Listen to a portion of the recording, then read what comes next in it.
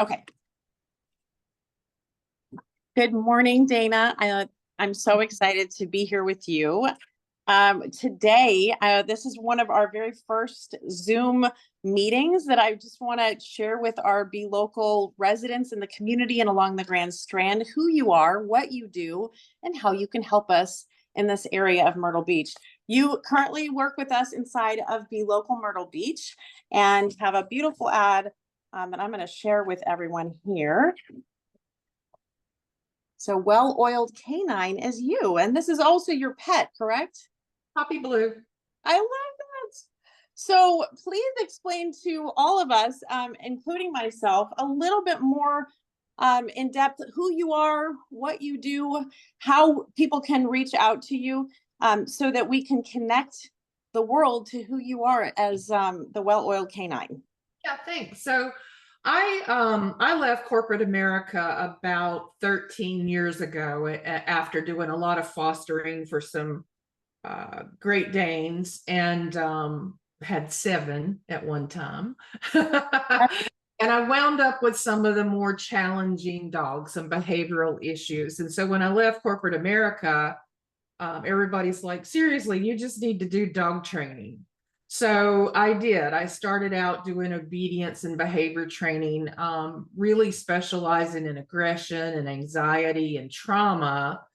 And that put me on a path to really understanding how to do things like emotional release with essential oils, or the impact that nutrition has on behavior, and how a dog feels affects their response and their ability to learn, or their ability to feel confident, or when they express anxiety, there is almost always a nutritional or emotional root to that.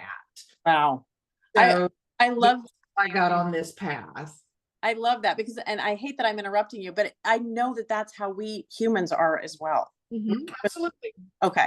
I mean, I feel like if I eat something that's a little too sweet while it tastes good, I'm immediately going to have that crash. Does that also happen for pets as well? I mean, it might be different with sugar, but Yeah, so a lot of times in our kibble fed dogs, and I have options for, any budget or any style of feeding that people want to follow. But I don't think they realize that often in a kibble brand of food, many of them are higher than 50% carbohydrates. And carbohydrates, we know, are converting to sugars, right? The same way that it does for us. And so then we have dogs that are bouncing off the walls, and the people often feel like the dog is anxious or unsettled or reactive or whatever those, even I've even seen dogs that you look at them and you think they have a learning disability, and it just turns out they are jacked up. oh, Really not good food. And once we change those food items, we start to see a tremendous amount of behavioral improvement, not to mention their health and longevity. I love that. So how long will it take a dog to adapt or acclimate to that new food? It varies. Sometimes depending on how old the dog is and how long they've been on certain foods, or if they've always had the vaccines, or they've always had the flea and tick medicines and all these Yes. toxic burden that we start putting on our dogs, it can take months to see that. But Yeah. honestly, I have some scenarios where we've made a food change in less than a week. We Wow. have improvement. That's amazing. I love that. So, as far as like how someone would reach out to you, would some of the reasons be allergies, flea and tick? I mean, I've looked, what I love about your services is that you have an Amazon page, you have so many different things that you offer, but people can come to you for a consultation and they can do something just like we're doing here, correct? Yeah, so we, if they're local to the area, we can get together in person, but that's totally not necessary. We can do Zoom calls. And I have clients from all over the country. I've even had some international clients over time, but I have them fill out a pretty intense questionnaire. And my focus is not to compete with their veterinarian, but maybe to do some things their veterinarian is not expert in, right? I can't diagnose and treat things. I can't give you a prescription, but I can certainly help you step back and start to understand the overwhelm of information that's out there when it comes to helping your dog heal, recover, reduce toxins, focus on longevity, those kinds of things.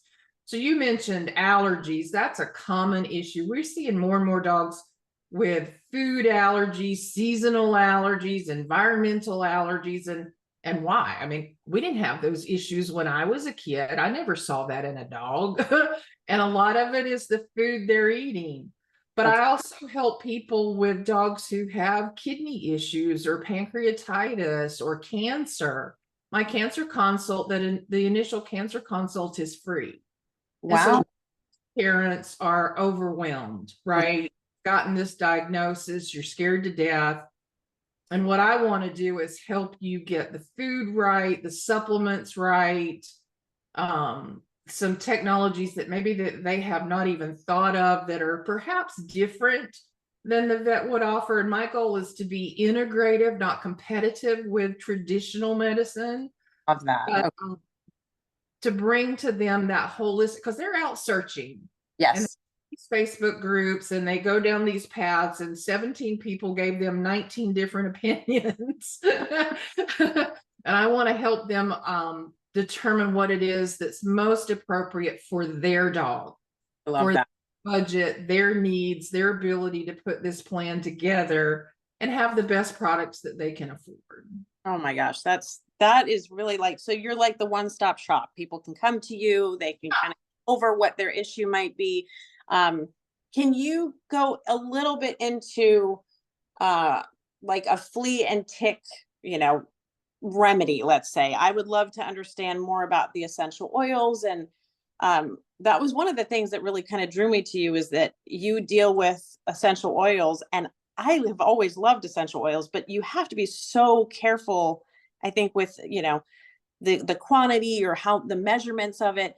So can you just touch on how that can help with fleas and ticks, and how you go about that?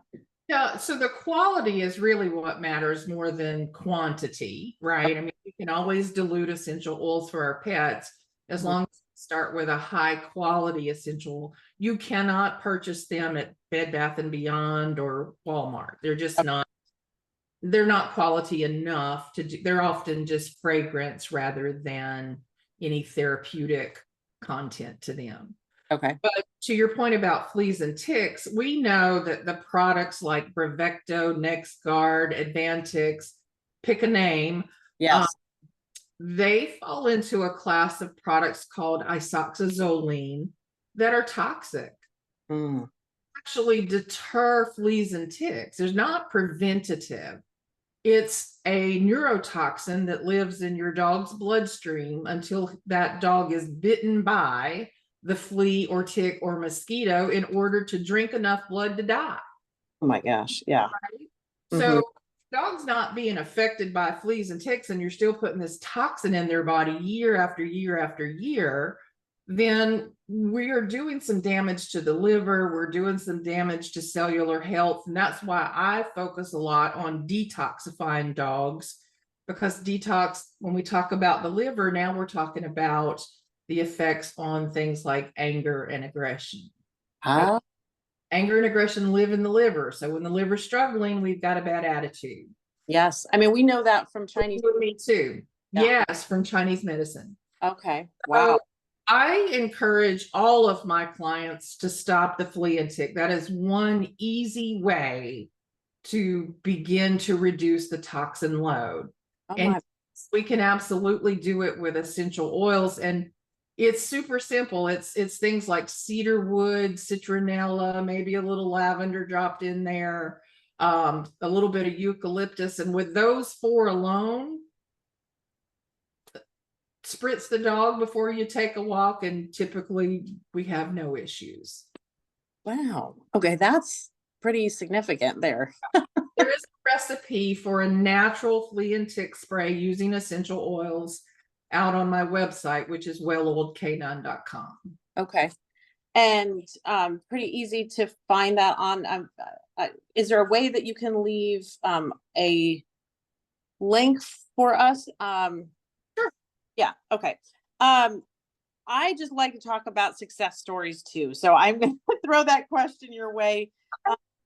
Give me like, a success story that's happened recently for you that you can kind of share with our audience, a little bit about the services and what you help them with. Oh man, so there are many. I mean, again, we talk a lot about allergies being quite common, right? And so we see dogs who have maybe ear infections or Yeah. skin conditions, the skin, the belly's red and itchy, maybe even a little oozy from time to time, or the dog is not his paws raw. Right. Those are pretty common topics.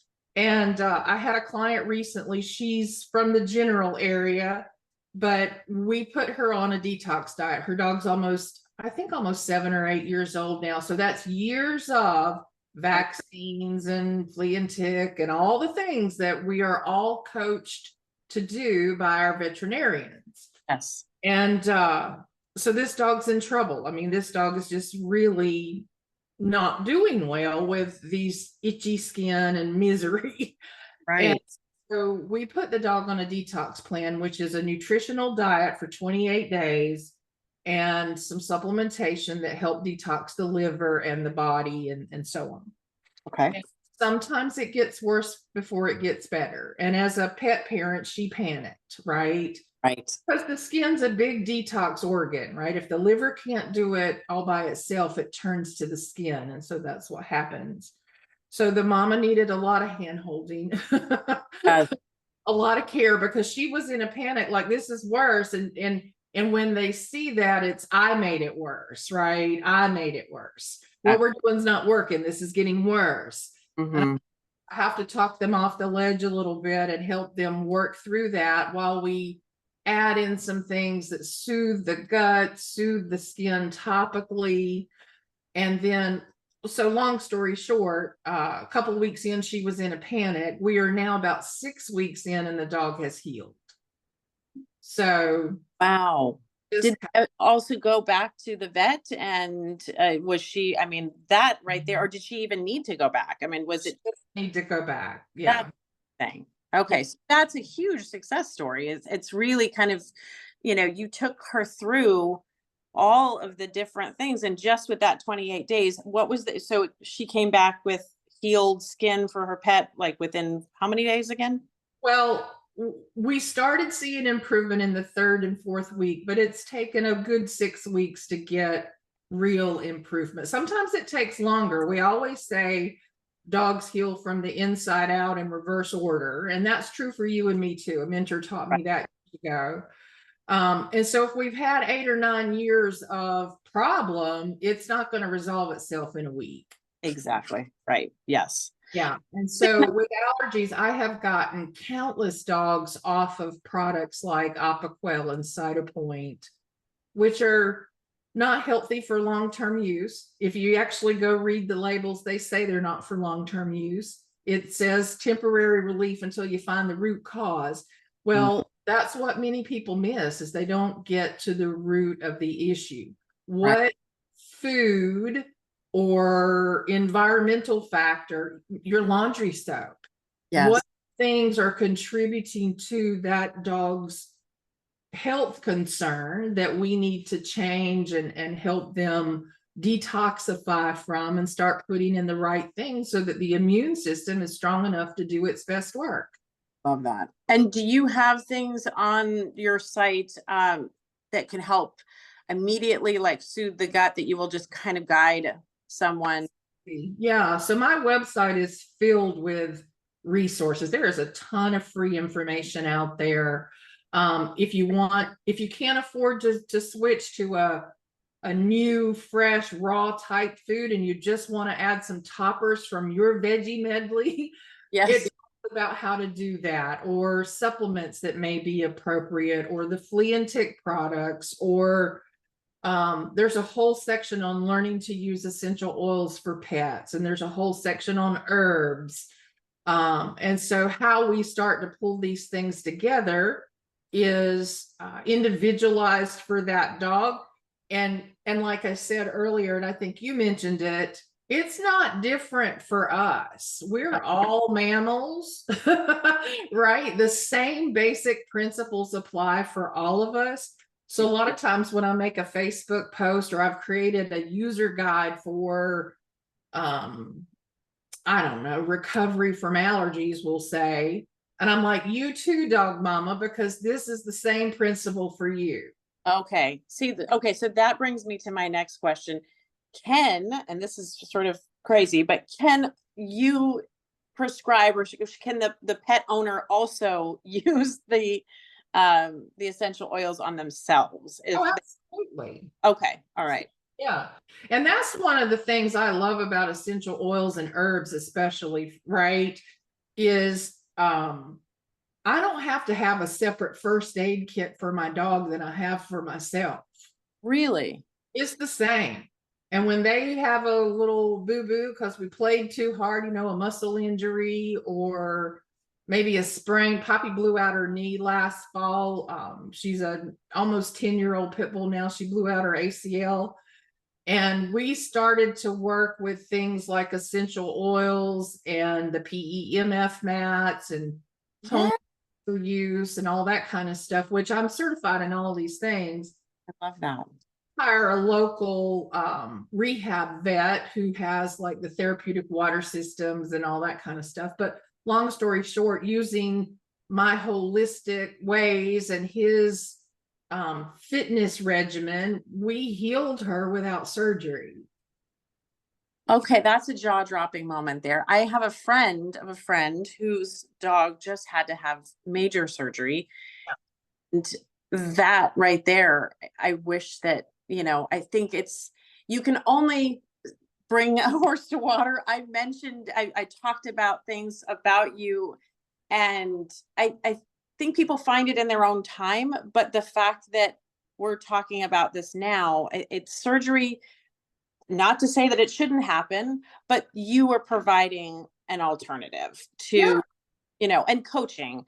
That surgery may still need to happen, and there's no doubt about that. But the fact that you can help heal the pet, a little bit quicker, possibly, then there is so much good in that. And that's absolutely. And if I can do it holistically, I'm going to do it holistically. That's my entire goal.